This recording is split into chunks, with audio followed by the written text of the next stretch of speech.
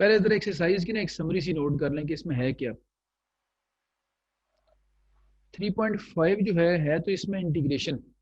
लेकिन याद रखें कि इसमें सबसे पहले ये याद रखनी है बात कि ये आपकी रिवीजन है, असल में रिवीजन ऑफ पार्शियल फ्रैक्शन। जो पार्शियल फ्रैक्शन का टॉपिक आप लोग पढ़ते हैं 10th क्लास में, चैप्टर 4 होता है आपका, और फर्स्ट ईयर में चैप्टर 5 आप लोगों का हुआ करता था। ठीक है, ये उसकी रिवीजन है यहाँ सारी की सारी। तो एक तो पार्शियल फ्रैक्शन की रिवीजन, और फिर आप जानते हैं कि उसके टोटल 4 केसेस हुआ करते थे। यहाँ पे सिर्फ जो 3 केसेस है ना वो हम डिस्कस करेंगे। तो मैं लिख भी देता हूँ कि ये पार्शियल फ्रैक्शन की रिवीजन तो है, बट फर्स्ट 3 केसेस जो हैं सिर्फ उनकी रिवीजन है। इसमें लीनियर, रिपीटेड लीनियर और क्वाड्रेटिक, यानी अगर हम फर्स्ट ईयर लेवल की जाके बात करें तो 5.1, 5.2 और 5.3 के जो क्वेश्चन थे सिर्फ उनकी यहाँ रिवीजन है। नंबर 2 याद रखें कि असल हमारा ऑब्जेक्टिव, रिवीजन चलो इसकी करेंगे, लेकिन असल हमारा ऑब्जेक्टिव इंटीग्रेशन है। और यहाँ पे याद रखना है कि ये इस एक्सरसाइज में जो इंटीग्रेशन होगी ना, वो सबसे आसान इंटीग्रेशन होती है। सिर्फ हमारा टाइम पार्शियल फ्रैक्शन पे थोड़ा सा लगेगा, लेकिन इंटीग्रेशन जो होगी वो सिर्फ होगी वो जो बेसिक रूल्स के साथ रिलेटेड है। Integration related to basic rules. ठीक है, और बेसिक रूल्स याद होगा हमने किन को कहा था?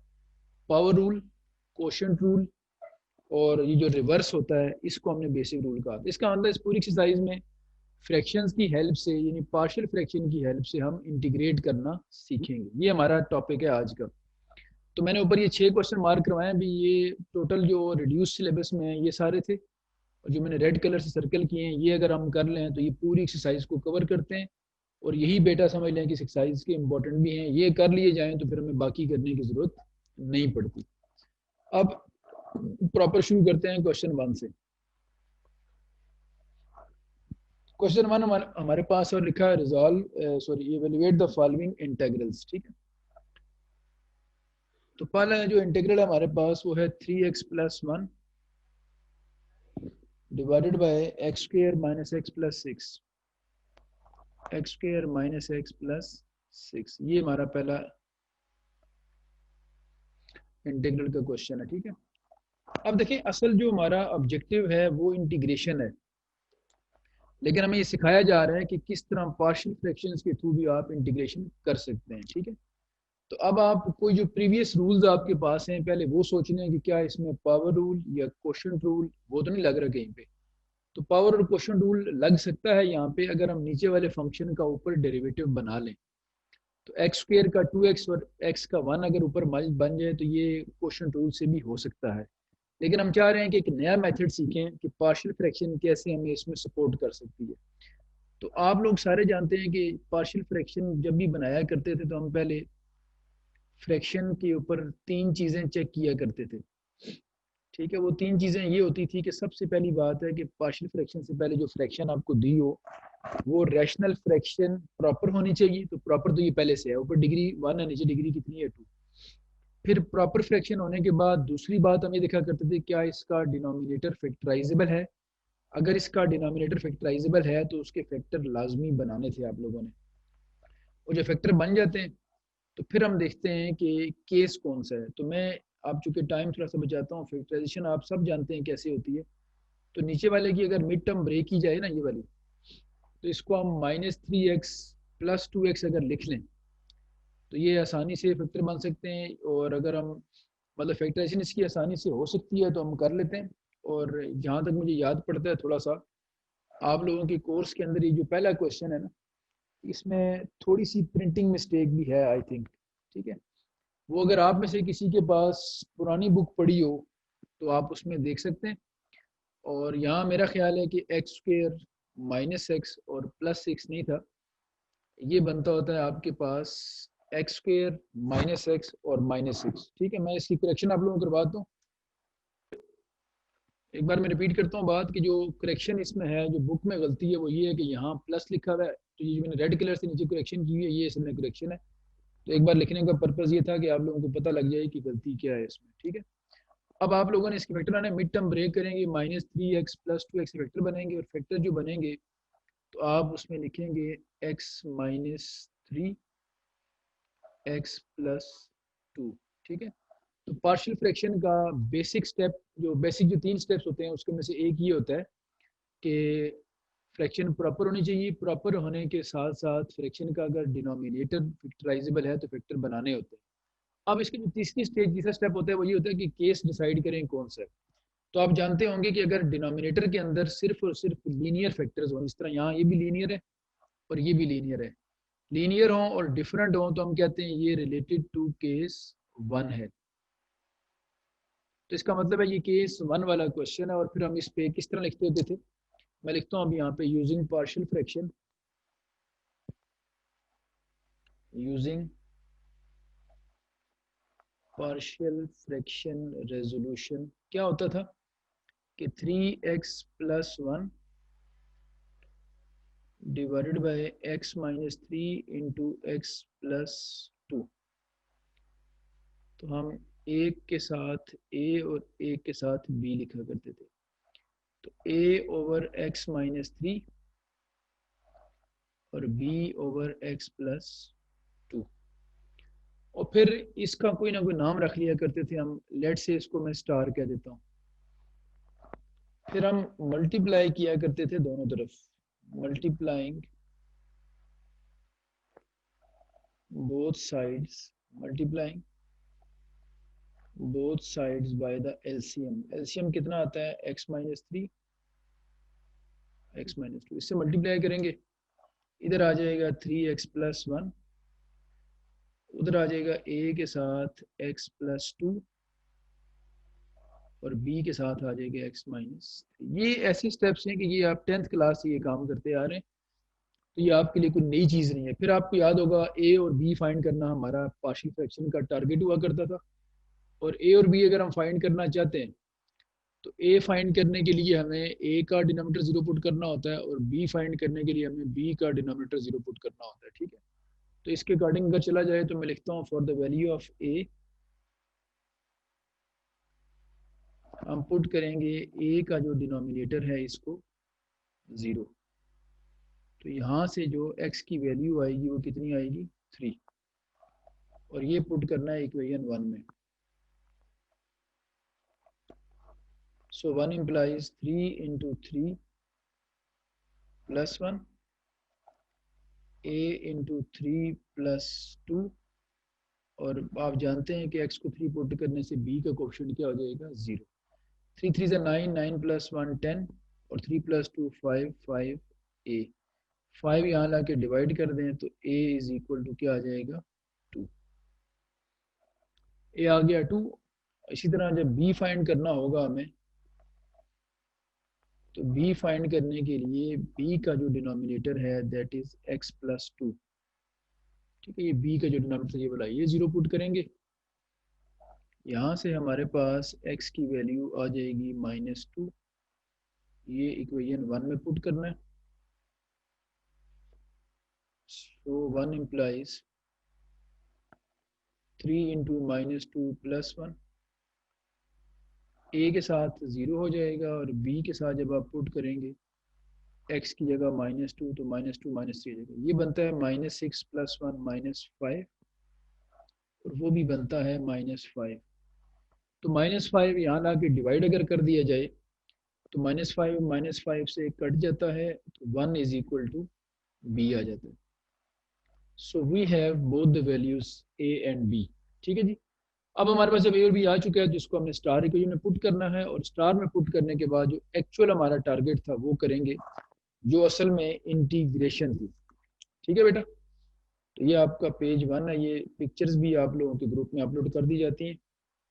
अब आगे चलते हैं जी, देखें नेक्स्ट जो हमारा स्टेप है वो ये है कि हमने अब ये पुट करनी है कहाँ पे। तो मैं ये पेज रख रहा हूँ जरा कंटिन्यूशन में ताकि आपको दोनों ये नजर आती रहें चीज़ें और फिर हम आगे इसको साथ लिख सकें। तो ये पेज कंटिन्यूटी में रखने के बाद देखें अब ये आपके पास है ए और बी की वैल्यूज। तो मैं लिखता हूँ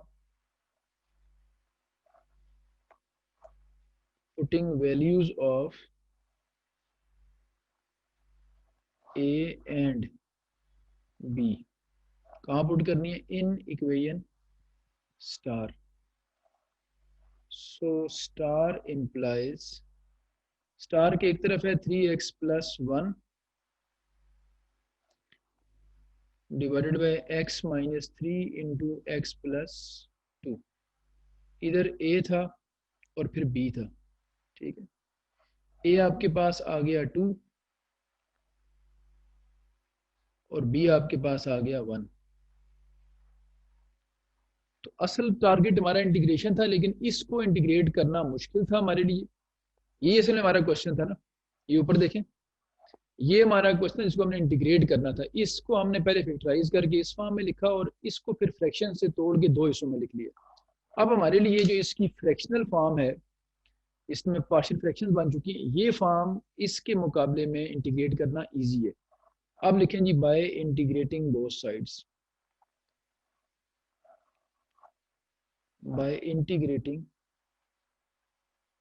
बोथ साइड्स, दोनों तरफ कर लें इंटीग्रेट। तो इधर आपके पास आएगा 3x plus 1 over x minus 3x plus 2,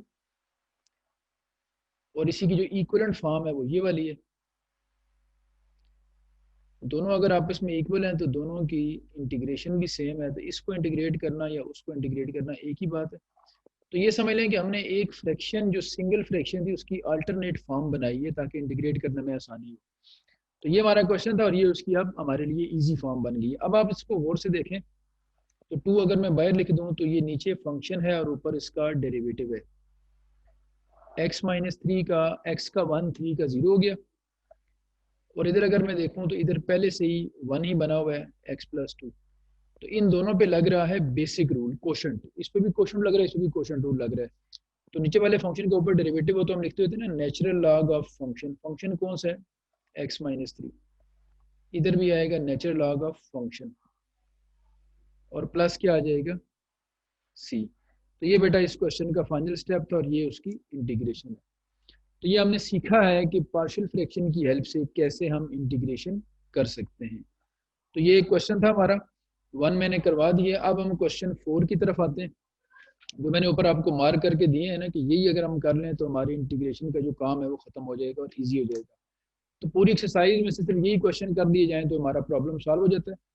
अब हम आते हैं क्वेश्चन 4 पे। ज़रा क्वेश्चन 4 अगेन इसी केस से रिलेटेड है, तो मैं लिखता हूँ जी क्वेश्चन नंबर 4 और फिर इसको हम इंटीग्रेट करते हैं। आप खुद भी देख लें, अगर पिछले क्वेश्चन के अंदर किसी स्टूडेंट ने कोई बात पूछनी है जो भी हमने किया है तो वो पूछ सकते हैं। अगर आप लोगों को क्लियर है तो फिर मैं क्वेश्चन 4 जो है वो शुरू करवाता हूँ। तो क्वेश्चन 4 में इंटीग्रेशन है और ये लिखा हुआ है हमारे पास a minus B into X divided by x minus A into X minus B और साथ bx। बाकी ये कंडीशंस लिखी होती हैं कि a ग्रेटर देन b है। इसका इंटीग्रेशन में ऐसे कोई यूज़ तो नहीं होता, आंसर जब लिखते हैं तो वहाँ अगर कुछ नेगेटिव पॉजिटिव की हमने सिचुएशन बनानी हो तो वहाँ देख लेते होते हैं इसको। ये लें जी, एक और क्वेश्चन हमारा आ गया और ये भी आपको नज़र आ रहा है कि ये एक रैशनल फ्रैक्शन दी जिसके ऊपर डिग्री x की 1 है। a और b तो कांस्टेंट्स होते हैं ना, x की डिग्री ऊपर 1 है, नीचे x इंटू एक्स डिग्री 2 है, तो ये प्रॉपर फ्रैक्शन है।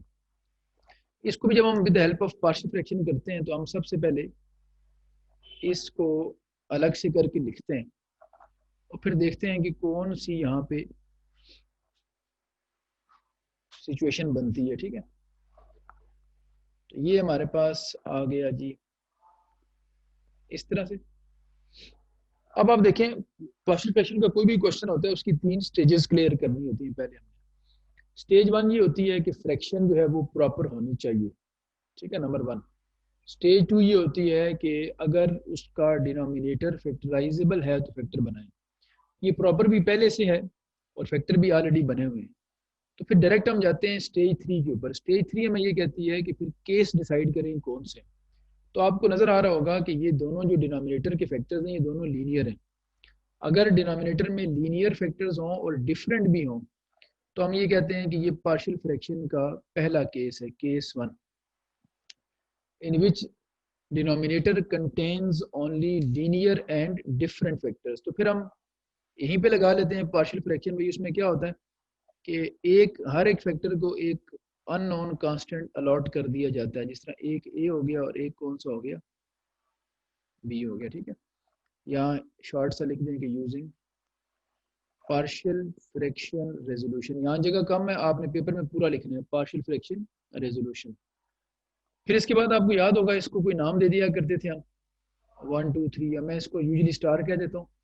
और इसके बाद एक रूटीन का स्टेप होता था जो पार्शियल फ्रैक्शन के सारे केसेस में होता है, और वो ये होता है कि हम दोनों तरफ एलसीएम से मल्टीप्लाई करते हैं, multiplying by the LCM, in fact multiplying both side by the LCM, ठीक है। एलसीएम से मल्टीप्लाई करें, देखें क्या होगा। सो स्टार इम्प्लाइज, लेफ्ट पे आपके पास बनेगा a minus B into X, right में जब यहाँ मल्टीप्लाई करेंगे तो a के साथ x माइनस बी आ जाएगा और b के साथ x माइनस ए आ जाएगा। इसको फिर हम इक्वेशन 1 कहते थे। फिर ये वैल्यूज निकालने के ना हमारे पास दो ऑप्शन हुआ करते थे। एक हमारे पास हुआ करता था जीरो मेथड, अगर आपको याद हो, ठीक है। एक होता है हमारे पास जीरो मेथड और दूसरा होता है हमारे पास जिसको हम कहते होते हैं कंपैरिजन मेथड, ठीक है। दोनों जो मेथड्स हैं इनकी अपनी अपनी रिस्ट्रिक्शन होती है कि कब कौन सा मेथड एप्लीकेबल और कब कौन सा एप्लीकेबल है। तो केस 1 यूजुअली हम आमतौर पर जीरो मेथड से ही करते होते हैं। अगर हम ए फाइंड करना चाहते हैं तो ए का डिनोमिनेटर जीरो पुट करेंगे। तो मैं लिखता हूँ for the value of A put कर दें ए का डिनोमिनेटर जीरो, यहाँ से एक्स की वैल्यू आ जाएगी ए, और ये इक्वेशन 1 में करना होता है। सो 1 इम्प्लाइज ए माइनस बी, जहाँ जहाँ एक्स था वहाँ वहाँ ए पुट कर दिया हमने। राइट पे भी अगर आप देखें तो एक्स की जगह ए पुट करें तो ए तो रहेगा, बी का कोफिशिएंट जीरो हो जाएगा, ए माइनस ए क्या आ जाता है जीरो। यहाँ से हम ये वाला ए माइनस बी यहाँ ला के डिवाइड कर दें,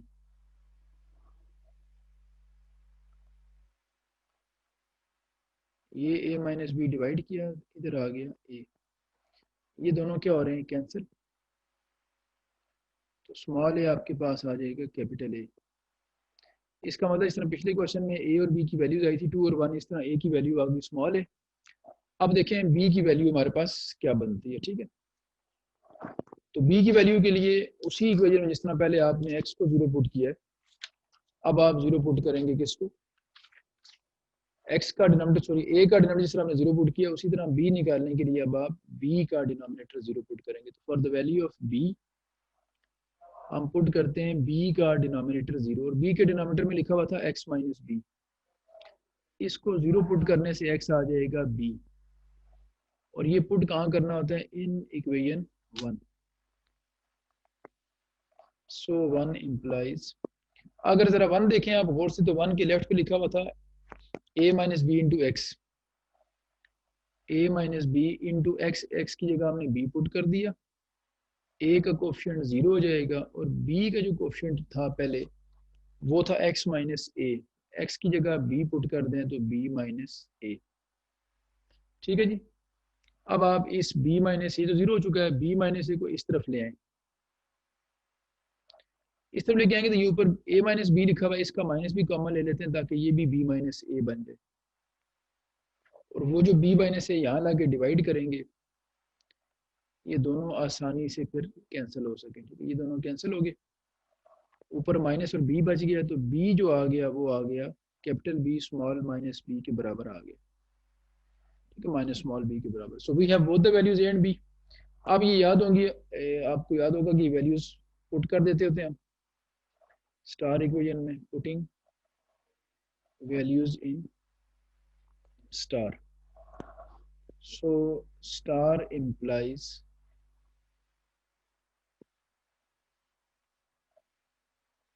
स्टार इक्वेशन के एक साइड पे लिखा हुआ था a minus B into X, और नीचे लिखा हुआ था आपके पास अगर हम देखें तो x माइनस ए था और x माइनस बी था।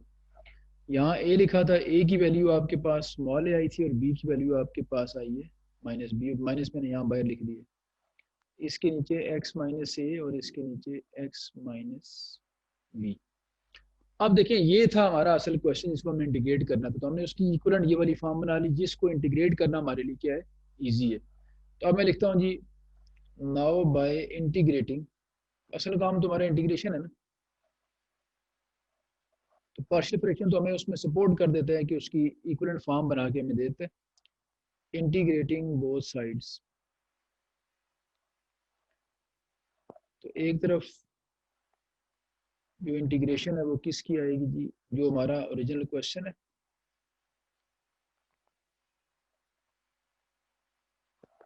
और इधर ए कांस्टेंट है, उसको बाहर निकाल दें तो x माइनस ए के ऊपर 1 लिखा रहने दें। उधर b भी कांस्टेंट है, उसको भी बाहर निकाल दें तो ऊपर 1 आ जाएगा, नीचे x माइनस बी। अब आप देखिए, मैंने पहले भी कहा, फिर बता रहा हूँ कि इस एक्सरसाइज में आल दो आपका टाइम थोड़ा बहुत लगता है फ्रैक्शन बनाने पे, पार्शियल फ्रैक्शन, लेकिन इसकी इंटीग्रेशन सबसे आसान है इस पूरी एक्सरसाइज की। इस पे बेसिक रूल लगते हैं, या क्वेश्चन या पावर। तो अब ये क्वेश्चन रूल दोनों पे लग रहे हैं, नीचे फंक्शन है, ऊपर डेरिवेटिव x का 1, और a और b के 0 0 हो जाएंगे। तो क्वेश्चन रूल से क्या आंसर आएगा, a into natural log of x minus A और minus b into natural log of x minus B और प्लस कांस्टेंट ऑफ इंटीग्रेशन। ये क्वेश्चन हमारा यहाँ खत्म होता है बेटा। अच्छा, इसमें ये था कि ए और बी की वैल्यू देंगे, पिछला जो टाइम एंड हो गया था तो दोबारा मैंने रिकॉर्डिंग, दोबारा लेक्चर स्टार्ट किया मैंने। ए भी आपके पास है और बी भी आपके पास आ चुका था, ठीक है, ए और बी आपके पास आ चुके थे। और ए और बी के आने के बाद जो अगला काम था हमारा, हमने ए की वैल्यू -1 और बी की वैल्यू 3 जो है वो स्टार में पुट की। ये स्टार इक्वेशन थी हमारी, तो हमने स्टार में पुट किया ए की जगह और बी के वैल्यूज, तो स्टार इक्वेशन बन गई थी। वैल्यूज पुट करने के बाद ये हमारे पास ए ये आ गया, बी ये आ गया। फिर चूंकि ये इम्प्रॉपर फ्रैक्शन भी थी, तो आपको याद होगा जो ओरिजिनल इक्वेशन थी हमारी, जो ओरिजिनल क्वेश्चन था वो तो ये था ना, ये वाला। तो इसको हमने इक्वेशन 1 कहा हुआ था, तो इसको हमने फैक्टराइज करके इस पे लगाई है पार्शियल फ्रैक्शन, और इसका जो रिजल्ट है उसको हमें यहाँ पुट करना है।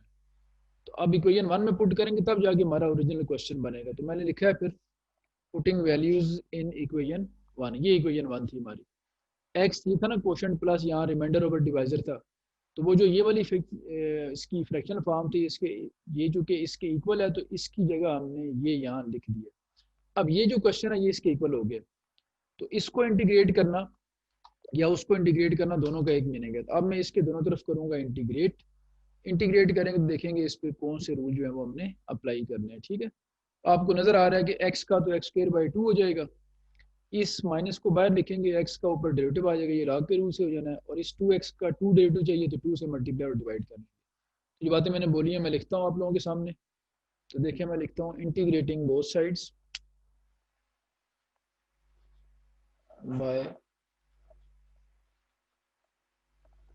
इंटीग्रेटिंग बोथ साइड्स, ठीक है। क्योंकि अब हमारे पास यहाँ जगह नहीं है, तो नेक्स्ट पेज पे करते हैं।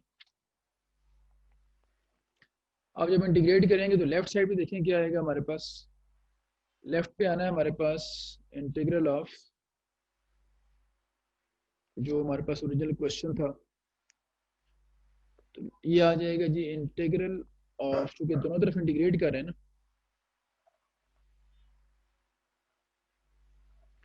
ये था 2x³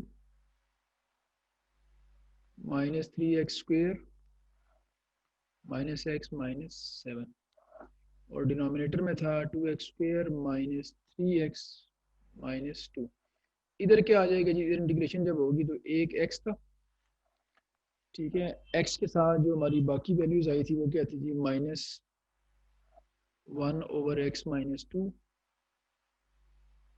फ्रैक्शन बनाने के बाद बना, और एंड में आया था हमारे पास 3/2x+1 which is to be integrated. अब इंटीग्रेशन को अलग अलग कर दें तीनों के साथ, अलग अलग करेंगे तो क्या होगा देखें, x का अलग हो जाएगा, इसको अलग करें तो 1/x -2, और 3 को अलग कर लें अगर तो 2x+1। अब हमें जो कि इसका ऊपर डेरिवेटिव बनाना है, तो 2 से कर लें मल्टीप्लाई और 2 से कर लें डिवाइड इसका एक्स स्क्वायर बाई 2, इसका ऊपर डेरिवेटिव, इसका भी ऊपर डेरिवेटिव। तो तीनों पे बेसिक रूल लग रहे हैं। पहले वाले पे पावर रूल लगे, पावर में एक ऐड करके डिवाइड किया हमने। दूसरे पे लॉग वाला रूल लगे, क्वोशिएंट रूल। और तीसरे वाले पे भी ऊपर डेरिवेटिव अवेलेबल है। तो मैंने आपसे पहले भी कहा, बार बार कह रहा हूँ कि इसमें पार्शियल फ्रैक्शंस पे तो टाइम ज़ाया होता है हमारा थोड़ा सा, लेकिन इंटीग्रेशन इसकी बिल्कुल बेसिक रूल से होती है, पावर या क्वोशिएंट रूल से। तो ये बेटा क्वेश्चन हमारा यहाँ पे हो गया है कंप्लीट। 8 तक हमने क्वेश्चन कर लिए, 8 अब हम 15 करते हैं। और 15 करने के बाद आज के लेक्चर जो है मैं क्लोज करूँगा। अच्छा जी, ये क्वेश्चन 15 में मैंने करेक्शन भी करवा दी। जो लोग सुन रहे हैं मेरी बात, करेक्शन ये करवाइए कि आपकी बुक में जो गलती है वो ये है कि यहाँ एक्स क्यूब जो है इसकी जगह पे एक्स स्क्वेयर लिखा हुआ था, तो ये मैंने खुद करेक्शन कर दी है। बुक में ये लिखा हुआ था x square minus 3x square plus 4। तो लॉजिकली दोनों स्क्वेयर नहीं हो सकते, तो इसको हमने ठीक किया। यहाँ पे एक्स क्यूब आता था, वो मैंने सेटिंग कर दी है इसकी। अब अगर ये ठीक हो चुका है तो फिर हम आगे चलते हैं और क्वेश्चन हमने करना है with the help of partial fraction. तो पार्शियल फ्रैक्शन जब भी क्वेश्चन सॉल्व किया जाता है तो हम जानते हैं कि उसकी 3 स्टेजेस होती हैं। स्टेज 1 ये होती है कि हम ये देखें कि फ्रैक्शन प्रॉपर है या नहीं। तो वो तो यहाँ बड़ा क्लियर है कि ये फ्रैक्शन प्रॉपर फ्रैक्शन है। उसकी वजह यह है कि ऊपर डिग्री कम है, नीचे डिग्री ज़्यादा है। तो प्रॉपर तो ये होगी। प्रॉपर होने के बाद स्टेज 2 में हम ये देखते हैं कि क्या इसका डिनोमिनेटर फैक्टराइजेबल है या नहीं। तो इसका जो डिनोमिनेटर है वो क्यूबिक इक्वेशन है। क्यूबिक इक्वेशन अगर क्यूब का फार्मूला बन जाए तो फैक्टराइज हो जाती है, लेकिन अदरवाइज ना हो तो फिर मुश्किल होता है हमारे लिए। अब ये एक ऐसी क्यूबिक इक्वेशन है कि जो आसानी से फैक्टराइज नहीं हो रही। अगर ये फैक्टराइज नहीं हो रही तो हमारा क्वेश्चन आगे चल ही नहीं सकता, क्योंकि हम जानते हैं कि जो डिनोमिनेटर है वो या लीनियर होना चाहिए या क्वाड्रेटिक होना चाहिए, किसी एक कैटेगरी में आना चाहिए। ये तो क्यूबिक है, ना लीनियर में आ रहा है ना क्वाड्रेटिक में आ रहा है। तो पहले हम इसको किसी एक कैटेगरी में लाना चाहते हैं, उसके लिए फैक्टराइज करना इसको मस्ट है। अब ये ऐसी इक्वेशन जो फैक्टराइज नहीं हो रही, तो फिर आप ये करते हैं कि इसको इक्वल टू 0 करके एक प्रॉपर इक्वेशन बनाते हैं। और फिर इसका फैक्टर बनाने के लिए, इसकी फैक्टर बनाने के लिए इसकी एक डिग्री कम करनी पड़ती है। तो डिग्री कम मैथ में जब भी करते हैं हमेशा हम सिंथेटिक डिवीजन यूज करते हैं। We can convert in we can convert क्या लेंगे, ये कह लें कि we can reduce the degree of a polynomial with the help of synthetic division. अब उसके लिए हमें क्या चाहिए होता है, एक रूट हमें चाहिए होता है इसका, जिसकी बेस पे हम इस पे लगाएं सिंथेटिक डिवीजन। और रूट जो होता है वो याद रखा करें कि गेस करना होता है आप लोगों ने। रूट का मतलब एक्स की कोई ऐसी वैल्यू जो इसको इनको सेटिस्फाई करे। तो ये मैंने कई दफ़ा कहा है कि जो आखिरी कांस्टेंट लिखा होता है, जैसे यहाँ 4 लिखा हुआ है, इसके जो पॉसिबल डिवाइजर्स होते हैं ना, इसके पॉसिबल डिवाइजर्स में से कोई एक इसका रूट होता है। ये रैशनल रूट थ्योरम कहलाता है, ठीक है। तो अब अगर आपने रूट गेस करने हैं तो जो आखिरी कांस्टेंट था 4, उसके डिवाइजर्स ये बनते हैं, नेगेटिव भी और पॉजिटिव भी। इनमें से कोई एक वैल्यू सब्स्टिट्यूट करके रफ में देखनी है कि कौन सेटिस्फाई कर रही है उसको वैल्यू। तो ये एक्स की जगह पुट करें, अगर एक्स को मैं 1 पुट करता हूँ तो 1 माइनस 3 माइनस टू प्लस 4 0 नहीं बनता। लेकिन अगर मैं एक्स को पुट करता हूँ -1, तो ये मुझे नजर आ रहा है कि ये -1 सेटिस्फाई कर रहा है इसको। यहाँ -1 पुट करें तो ये बनेगा -1 के क्यूब -1। यहाँ पुट करें तो ये स्क्वायर होके प्लस होगा और -3 इंटू -1, -3 -1 -4 हो जाएगा और -4 प्लस 4 0 हो रहा है। तो इसका ये जो -1 डिवाइजर था वो मैंने पुट किया है, तो पता लगा कि ये इसका एक रूट है। रूट ऑफ दी, ये एक प्रोसेस जो है ये कहलाता है रैशनल रूट थ्योरम। और अगर इस तरह एक रूट गैस कर लिया हमने, अब हम लगा सकते हैं सिंथेटिक डिवीजन, और उससे फिर इसकी इक्वेशन की डिग्री मिनिमाइज हो जाएगी। फर्स्ट ईयर में आप लोगों ने 4.5 पढ़ी थी और वहाँ आपको सिखाया गया था कि डिग्री मोर देन 2 हो जाए तो आप with help of synthetic division उसको फैक्टराइज कर सकते हैं, ठीक है। ये आपके फर्स्ट ईयर में बेटा क्वेश्चन 12, 13 और 14 हुआ करते थे 4.5 के अंदर, ठीक है। रेफरेंस के लिए अगर आपके सामने बुक पढ़ी हो तो आप देख सकते हैं। बाय सिंथेटिक डिवीजन क्या होगा भी, उसमें हम एक टेबल बनाया करते थे। यूं टेबल बनाते हैं और टेबल के इस तरफ लिखते होते हैं रूट। रूट कौन सा है, -1।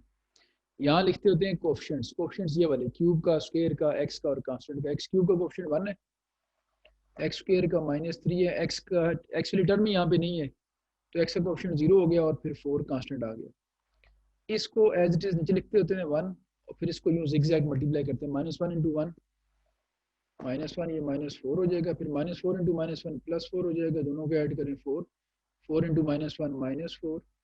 आखिरी जो कॉलम का रिजल्ट है that is known as remainder. तो रिमाइंडर जो है ना वो जीरो होने का मतलब है रूट आपने ठीक गैस किया। तो फिर बनती होती है हमारे पास डिप्रेस्ड इक्वेशन। अब हमारे पास बनेगी डिप्रेस्ड इक्वेशन, और वो ये 1 पहले था एक्स क्यूब के साथ, ये वाला 1, अब ये जो 1 है ये एक्स स्क्वायर के साथ होगा, तो x square minus 4x plus 4 यूँ इक्वेशन बनेगी, x square minus 4x plus 4। अब ये क्वाड्रेटिक है और ये फैक्टराइज भी आसानी से हो रही है, फैक्टर बना लें तब भी फैक्टर से बनाऊं तो यूँ बनेंगे x square minus two x plus 4। ये प्रॉपर फार्मूला भी बनता था, लेकिन मैं इस तरह लिखूँ तो x माइनस टू कॉमन है, -2 कॉमन लूँ तो x माइनस टू, तो x माइनस टू कॉमन लें तो ब्रैकेट में भी x माइनस टू ही बचेगा। इसका मतलब ये हुआ कि ये दोनों फैक्टर इसके सेम हो गए, तो ये अल्टीमेटली बनेगा x माइनस टू का होल स्क्वायर। इसके तो आगे ये दो फैक्टर्स जो डिग्री टू वाली कोई ना, और एक जो ये रूट गैस किया है, आप जानते हैं अगर रूट एक्स -1 है तो -1 को इधर ले आए तो x प्लस 1 बन जाएगा फैक्टर। तो टोटल 2 यहाँ से और एक यहाँ से 3 हमारे पास बनते हैं इसके फैक्टर्स। ठीक है बेटा, अब मैं नेक्स्ट पेज पे लिखता हूँ ये, तो मैं इसको रखता हूँ कंटिन्यूटी में ताकि आपको ये बात समझ भी आए। सो कंप्लीट फैक्टराइजेशन इज, जो इसकी बन गई है कंप्लीट फैक्टराइजेशन, वो देखें क्या है। सो कंप्लीट फैक्टराइजेशन इज कैसे बनेगी, हमारे पास इक्वेशन थी एक्स क्यूब -3x² प्लस 4, जिसका एक रूट -1 था, तो फैक्टर बन जाएगा x प्लस 1, और दो फैक्टर नीचे निकले में ये जो लिखे हुए हैं आपके पास, ठीक है, x माइनस टू का होल स्क्वायर। ये आ गई हमारे पास इसकी बेटा कंप्लीट फैक्टराइज्ड फॉर्म। तो एक हमने रूट से फैक्टर बनाया और दो फैक्टर हमने यूं फैक्टराइज करके इसी वजह से बनाया। तो अब आपको समझ आ गई होगी और आपने एक नई बात सीख ली है, जो कि आज दो पहले भी सीखी थी लेकिन आपकी रिवाइज हो गई है, कि डिग्री 3 वाली इक्वेशन को भी हम आसानी से फैक्टराइज कर सकते हैं, लेकिन उसके लिए एक रूट गैस करना पड़ता है, और जो आखिरी कांस्टेंट के डिवाइजर्स होते हैं उनमें से कोई एक रूट निकल आता है इसका, और फिर हम उसको with the help of synthetic division factorise कर लेते हैं। तो अब पार्शियल फ्रैक्शन की जो रिक्वायरमेंट थी वो पूरी हो गई है, कि ये जो हम जिसकी फैक्टर हम बना रहे थे, जो डिनोमिनेटर था वो फैक्टराइज फॉर्म में होना जरूरी था, तो वो हमने फैक्टराइज फॉर्म में कर लिया है। ठीक है, अब देखें क्वेश्चन क्या बन गया हमारा नाउ। अब हमारा क्वेश्चन ये था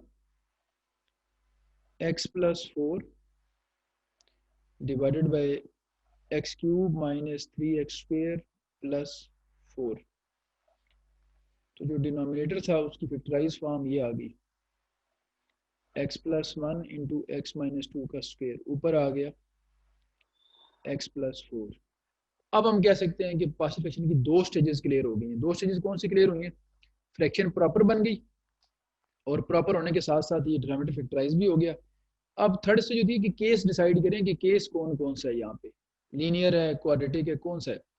अब आप देखें कि ये लीनियर है और रिपीट नहीं हो रहा, 1 पावर है, तो ये जो लीनियर होता है और 1 पावर जिसकी होती है वो केस 1 होता है, और ये लीनियर है लेकिन इसकी पावर 1 से ज़्यादा है, तो इसको कहा जाता है रिपीटेड लीनियर, और ये इसलिए केस 2 में जाता है। तो ये क्वेश्चन पार्शियल फ्रैक्शन का केस 1 और केस 2 जो है उसका मिक्सचर है। तो अब हम इसको आसानी से पार्शियल फ्रैक्शन के थ्रू कर सकते हैं। मैं लिखता हूँ using partial fraction resolution, using partial fraction resolution क्या होती है जी, इसमें हम ये करते होते हैं,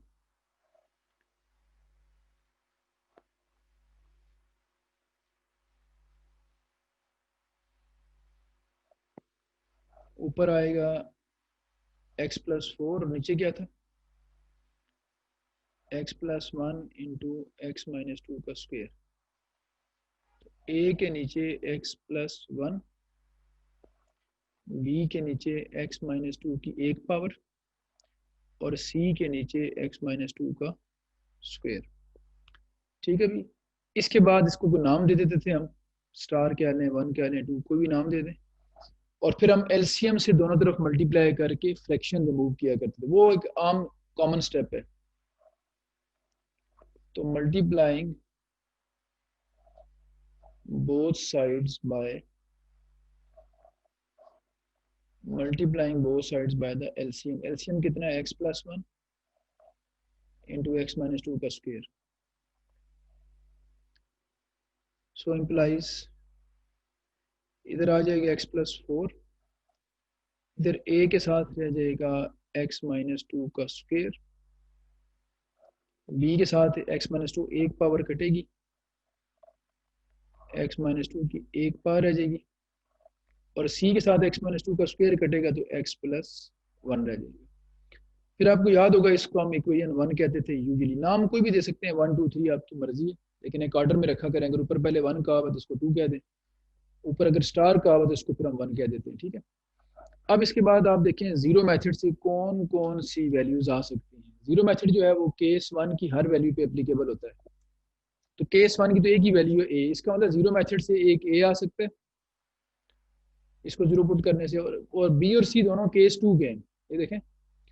तो केस 2 की कोई वैल्यू जीरो मेथड से नहीं आती, कि सॉरी केस 2 की जो हाईएस्ट वैल्यू है वो जीरो मेथड से आ सकती है, बाकी कोई नहीं आती। तो अब बी और सी दोनों, इसके नीचे 1 पावर थी, इसके नीचे 2 पावर थी, तो जिसके नीचे केस 2 की हाईएस्ट पावर होती है वो जीरो मेथड से आ सकता है। इसका मतलब ए और सी जो है वो जीरो मेथड से आ जाएंगे, और बी के लिए फिर हमें कंपैरिजन करना पड़ेगा, ठीक है। तो मैं फिर ये करता हूँ कि फाइंड करने के लिए इसको पहले जीरो मेथड लगाता हूँ जहाँ जहाँ जीरो मेथड एप्लीकेबल है। तो मैं लिखता हूँ for the value of A put कर देते हैं x प्लस 1 को 0, यहाँ से x क्या आ जाएगा -1, और कहाँ करना है इसको 1 में। तो लेफ्ट पे आएगा -1 प्लस 4, राइट पे a के साथ आएगा -1 -2 का स्क्वायर, b के साथ भी चूंकि 0 हो जाना है और c के साथ भी 0 हो जाना है, चूंकि हमने x प्लस 1 को 0 किया हुआ तो यहाँ भी x प्लस 1 है, यहाँ भी x प्लस 1 है। ये 0 करते हैं इसलिए कि ताकि बाकी सारे खत्म हो जाए, जो हम फाइंड करें वही बाकी रहे। ये -3 का स्क्वायर 9 बनेगा, 9 इस तरफ डिवाइड कर दें ला के, तो 3 3 से 9, a आ जाएगा 1/3, एक वैल्यू आ चुकी है मेरे पास, ठीक है भाई। अब हम इसके साथ साथ एक सी फाइंड कर सकते हैं जीरो मेथड से। केस 2 के नीचे जो हाईएस्ट पावर वाला होता है वो जीरो मेथड से आता है। अब बेशक आप इसको, ये दोनों केस 2 वाले हैं ना, x माइनस 2 x माइनस 2 का स्क्वायर, अगर आप x माइनस 2 को 0 पुट करें तो उसका स्क्वायर भी 0 होगा, इसको 0 पुट करें ये भी 0 होगा। इसका मतलब है इसको 0 पुट करें इसको 0 पुट करें दोनों का रिजल्ट सेम आएगा, तो आना हमारे पास सी है। तो मैं लिखता हूँ फॉर द वैल्यू ऑफ सी, आप x माइनस 2 का स्क्वायर 0 करें या x माइनस 2 को 0 करें एक ही बात है, क्योंकि x माइनस 2 0 होगा तो उसका स्क्वायर भी 0 होगा, और ये कहाँ पुट करना है आपने, अगेन 1 में। सो 1 इम्प्लाइज लेफ्ट पे आएगा 2 प्लस 4, राइट पे a के साथ भी हो जाएगा 0, b के साथ भी 0 हो जाएगा, चूंकि देखें यहाँ भी x माइनस 2 है और यहाँ भी x माइनस 2 है, c 0 नहीं होगा। तो ये वजह है कि हमें पता था कि हमें हाईएस्ट जो पावर वाला कोएफिशिएंट है वही मिलना है। तो यहाँ 2 पुट किया तो 2 प्लस 1 कितना हो गया 3, और इधर तो ये 2 प्लस 4 6 है, उधर c के साथ कितना है 3, 3 यहाँ ला के डिवाइड कर दें, 3 2 6, तो c आ गया 2। ये रेंज, ये आपका a और c आ चुके हैं। अब b के लिए हमें कोएफिशिएंट कंपेयर करने पड़ेंगे, तो कोएफिशिएंट कंपेयर करने से पहले इक्वेशन 1 को सिंप्लीफाई करना पड़ता है। तो मैं लिखता हूँ सिंप्लीफाइंग 1,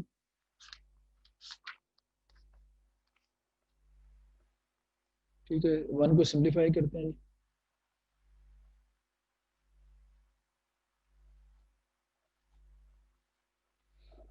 तो ये मुझे बार बार देखना पड़ रहा है, तो खैर देख लेते हैं क्या बनता है सिंप्लीफाई करके। तो मैं जरा, एक तरफ तो हमेशा सिंप्लीफाई होती है, x प्लस 4 लिखा होगा लेफ्ट साइड पे,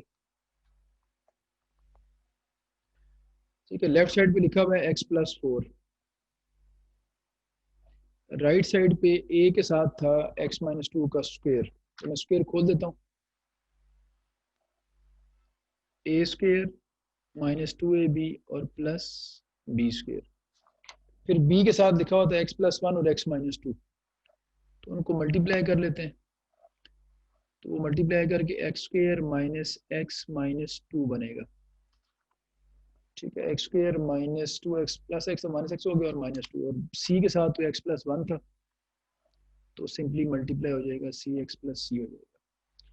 तो जल्दी से मैंने कर दिया इसको, अब इसको फर्दर मल्टीप्लाई करते हैं, A X square minus four A X plus four A, B X square minus B X minus two B, और सी एक्स प्लस सी, इधर आ गया एक्स प्लस फोर। अब लाइक टर्म्स इकट्ठी करें, एक्स स्क्वायर के साथ ए यहाँ से और बी यहाँ से मिल जाएगा हमें। एक्स अगर हम कॉमन ले लें तो यहाँ पे एक्स के साथ माइनस फोर ए है, यहाँ पे माइनस बी है, और एंड में देखें तो एक सी लिखा हुआ है ये वाला। और कांस्टेंट टर्म्स अगर इकट्ठी करें तो फोर ए माइनस टू बी प्लस सी। अब ये हम देखते होते हैं कितने कोएफिशिएंट कंपेयर किए जाएं, तो एक ही अननोन है बी, तो एक कोएफिशिएंट कंपेयर करना काफी है। तो कोई एक कोएफिशिएंट कंपेयर कर लेते हैं, आमतौर पे शुरू वाला कर लेते हैं, कंपेयरिंग कोएफिशिएंट्स ऑफ, शुरू वाला कौन सा जी, एक्स स्क्वायर सिर्फ कंपेयर करें, x square only. X square का कंपेयर करेंगे, लेफ्ट साइड पे कोई कोएफिशिएंट नहीं एक्स स्क्वायर का, जीरो, यहाँ कोई नहीं एक्स स्क्वायर के साथ, यहाँ एक्स स्क्वायर कोएफिशिएंट क्या, ए प्लस बी। इसमें से हमारे पास ए की वैल्यू पड़ी है ए की, और ए था 1/3, तो ए को 1/3 पुट कर दें तो 0 is equal to 1/3 plus B. 1/3 को इस तरफ ले आए तो 1 minus 1/3 is equal to B आ जाएगा, ये आ गया हमारे पास बी। ले जी, सारी वैल्यूज आ चुकी हैं, बस आखिरी 2-3 मिनट है फिर क्वेश्चन खत्म होता है। Putting all values, putting all values in, मेरा ख्याल स्टार उसको नाम देते होते हैं, तो स्टार ही लिखा हुआ है उसका नाम, स्टार में सारी वैल्यूज पुट कर दें भाई, और उसके बाद इसकी इंटीग्रेशन हो जाएगी। सो स्टार इंप्लाइज, तीन हमारे पास थी फ्रैक्शंस, ठीक है। स्टार के एक तरफ लिखा हुआ था x plus four divided by x plus one into X minus to का स्क्वायर, इधर a था, a आ गया 1/3 over x plus one, b आ गया -1/3 ओवर x माइनस टू था, और c के ऊपर, c के नीचे था x माइनस टू का स्क्वायर, और c हमारे पास था 2। ठीक है जी, अब आखिरी स्टेज है इसको इंटीग्रेट करने की, तो लिख लेते हैं नाउ बाय इंटीग्रेटिंग,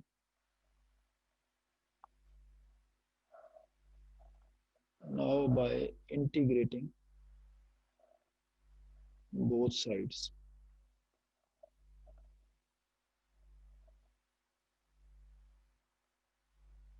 इधर आएगा x plus four over x plus one into X minus to का स्क्वायर, इधर कांस्टेंट बाहर लिखते जाएं इंटीग्रेशन से, तो 1 ओवर x प्लस वन का इंटीग्रल, ये -1/3 बाहर लिख दें, तो 1 ओवर x माइनस टू का इंटीग्रल, और आखिरी वाले में से 2 बाहर लिख दें, तो 1 ओवर x माइनस टू के स्क्वायर का इंटीग्रल। ठीक है जी, अब आप देखें इस पे लग रहा है क्वेश्चन टूल, इस पे लग रहा है क्वेश्चन टूल, नीचे फंक्शन ऊपर डेरिवेटिव, नीचे फंक्शन ऊपर डेरिवेटिव। मैंने आपसे कहा कि मोस्टली क्वेश्चन और पावर रूल लगने, ये बेसिक रूल्स होते हैं, या रिवर्स भी हो सकता है। तो अब इसका natural log of x plus one आ गया, इसका natural log of x minus two आ गया, और ये जो आखिरी वाला है इसकी चूंकि पावर अदर देन वन है, तो इसको ऊपर ले जाके पावर रूल बनाना पड़ेगा, इसको ऊपर ले जाएं तो पावर इसकी हो जाएगी -2 dx। अब फंक्शन है, पावर है, साथ डेरिवेटिव चाहिए, तो x का डेरिवेटिव वन है, तो वन तो कहीं भी लिख सकते हैं, तो वन में यहाँ लिख देता हूँ, तो आखिरी वाले पे भी लग जाएगा पावर रूल।